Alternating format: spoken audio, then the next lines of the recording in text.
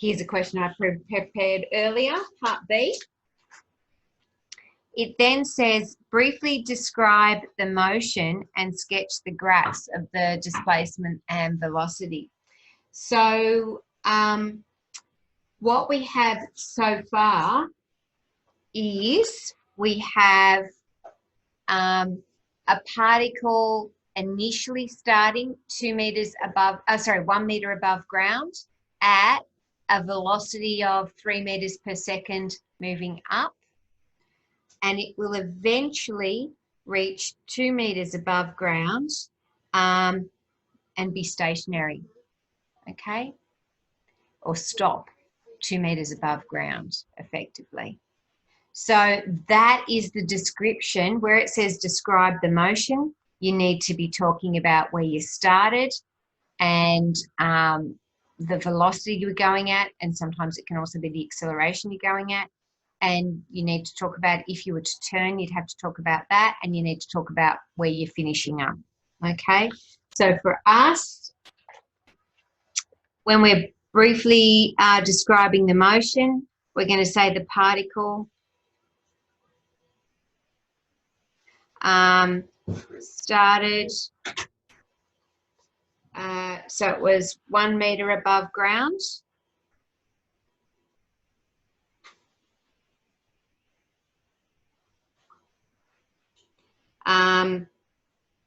Moving upwards at a velocity of 3 meters per second. Hey, go away. And reached, I might say eventually reached,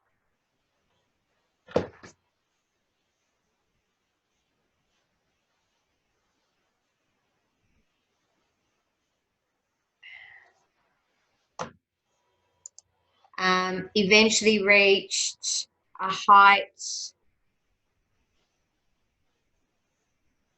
of 2 meters above ground.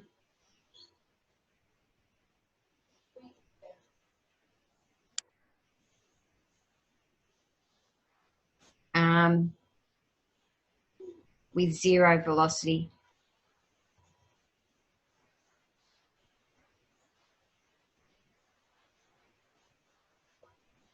Okay. All right. So it's then asked us to sketch graphs of displacement and velocity. So again, what I'll do is I'll do the graph of displacement on this side, and I'll do the velocity on the other. Okay, so our equation of displacement was x equals 2 minus e to the minus 3t. And our velocity was, oh, I've lost it, 3 e to the minus 3t.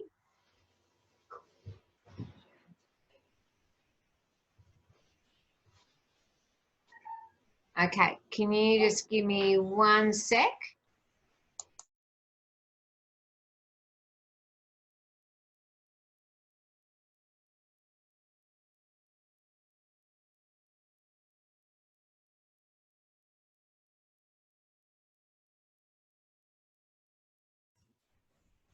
Sorry, just getting a few things organised from this end.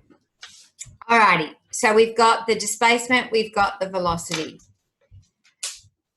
Okay, now if you have a look at this particular function here, you'll see that if I just do a little sketch here and we think about all of our reflecting. So if I started with the basic e to the t, so we're going to have x up here, we're going to have t down here, and I'm going to be working on this here. Actually, I'll move that across. Because we're only dealing with time being greater than or equal to 0, then I I just need to really have that positive section up there. Okay. So that's going to be X. That's going to be T. Now, that's basically your E to the T. All right. We've then got a negative, E to the negative. So it's now going to reflect across that way. Okay. We then have a negative in front, which reflects it down. So we're now down like that. And then we have a shift up of 2. So instead of passing through here at -1, it's going to pass through up there at 1. And the nice thing is that coincides with the fact that we said that we were going to start 1 metre above the ground. Okay, so the last step is to shift it up. So we're going to start at 1. And it's going to go, well, if that's 1 and we eventually reach 2, it's going to go like that. I'll try and bring it down a little bit below that line too. So we're going to have an asymptote there where it eventually reaches. And it's going to go like that. Okay, any questions? I should have a 0 there. Any questions? We're good? Okay. All right. So velocity doesn't involve as many reflections. This is just a 3e to the -3t. So the negative up there gives us this version of the exponential graph. And eventually, where is it working to going towards? It's going towards a velocity of, what was our eventual velocity? It was 0, okay? So our initial velocity was 3. That's our velocity, that's our time. And it eventually approaches 0.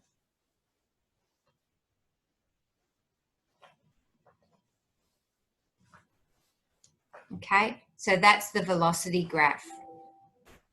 So you can see that the velocity is always positive because it's on that positive side of velocity, but it's slowing down until it basically becomes 0. Okay, the displacement is always above ground because it's always positive, and in fact it's always above 1 metre or equal to 1 metre above ground, but it's also because of it slowing down, moving less and less distance away until it only reaches that 2 metre mark. Okay, any questions there? Anyone need any clarification? All right, so let's have a look then at part C, which says find the acceleration function and sketch the acceleration time graph. So we're going to do another graph like this, but now for acceleration. But first of all, we're going to find that function. So if we started with velocity being 3e to the -3t, then our acceleration is going to be our derivative. So I could write that as d dt of v. So we're differentiating v with respect to t, but as you know, there's a million different ways we can write these things. And so you get, again, you're going to have the original 3e to the -3t, multiply it by the -3, so you're going to get the -9e to the -3t.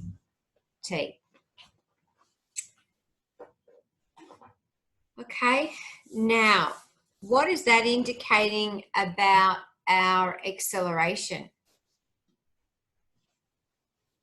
Slowing down. Why are you saying it's slowing down? Because it's negative. Okay, so it's a negative acceleration, right? The reason why you can say it's slowing down is only because it's negative, but the velocity is always positive.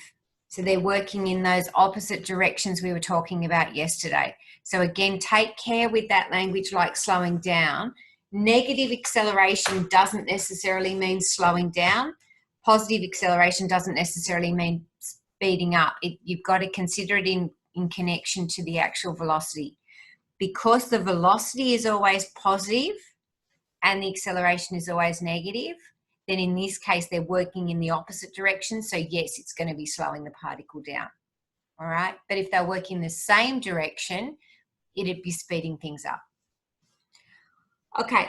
So the other bit we had to do was, once we found the acceleration, they again want us to sketch the acceleration time graph.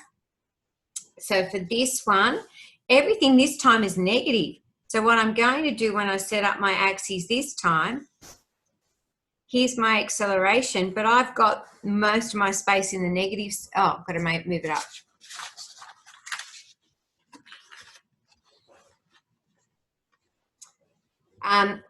I've got most of my space in the negative section this time because the entire thing is negative. I've got time on the horizontal axis. There's where time is 0 and acceleration is 0.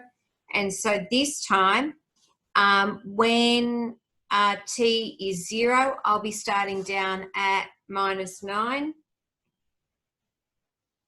So this time I'll use my scale as -3, -6, -9.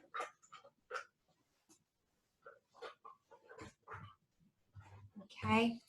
And again, once we consider the eventually side of things, that's going to approach 0 if I put infinity in there. Okay, so I'm starting here, but because of the negative in front, it's approaching 0 from the negative side. So it's underneath there. It never crosses over. Okay, and that is the graph of our acceleration against time. Do we have any questions there? All right. Then the last little bit of that question says, in which direction is the particle accelerating? So we said originally that we were treating a positive velocity as going up. Now the acceleration was negative, so going in the opposite direction to the particle's velocity, which was going up. So because it's going in the opposite direction, being negative, then it's going down, okay? So the acceleration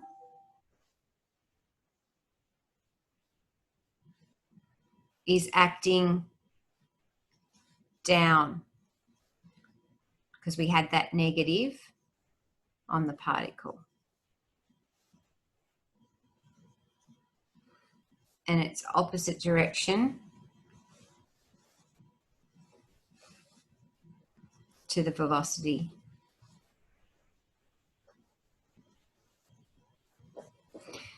This is the only part of the answer you actually need. I'm just putting that extra bit in there to have the complete set of information for you.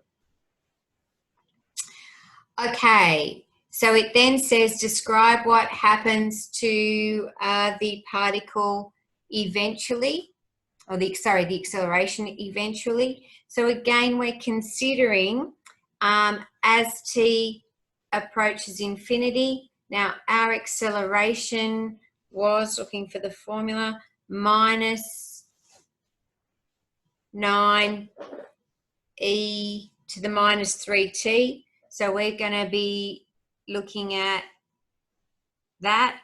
That part's going to approach 0. So it's going to approach 0, okay? But technically from below because of that negative.